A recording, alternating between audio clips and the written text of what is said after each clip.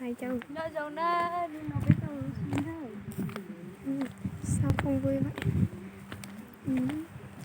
Nói giờ bé được mà chưa? Nhung cốc chắp lên đây. Lạnh từ tuôn ở bên cạnh. Chế tuôn chí tụ. Đó. Đúng không? Nhung cơ đi à? Nó phải hỏi. Từ bóng nhà này. Cho nên mình sai chỗ cái gì nữa.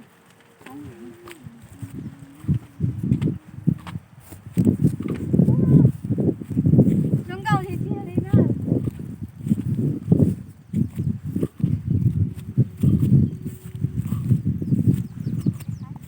Cú Nó đây. nó giống nó bỏ thùng mà đó. Tụi nó đây. Mẹ. Tụi nó tụi bọ cái gì mà. Nó tụi bọ. Tụi to tụi lão. Tụi lao. Cái món lư hết nữa. Đúng không? Coi đào cú rõ to tụi cái mà.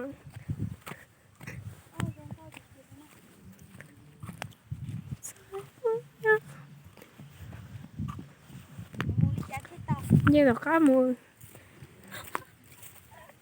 Chúng nó chỉ biết bỏ chị hồ. Wow. Giống cầu gì nữa này. Tổ của món này. Sai từ đó là sai từ về. Xe tụi tụi tăng. Về ạ.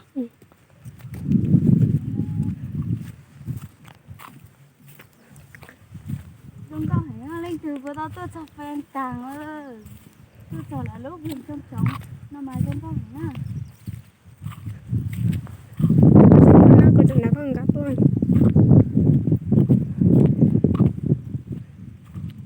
Này giờ đã chị. Này hôn đi chả. Bé hồn nành à.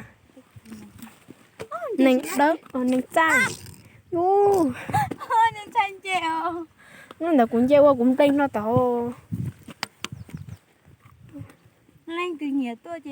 Tôi biết mua xí đó. Cũng mà cho nên muốn này nè. Nó sẽ đi cho bài đúng con chị. Quay vô cô.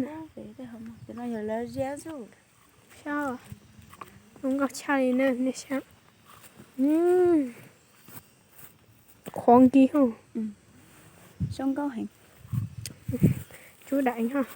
Mà xin gì đua nè. Mà xin gì đua cho lưỡi bay.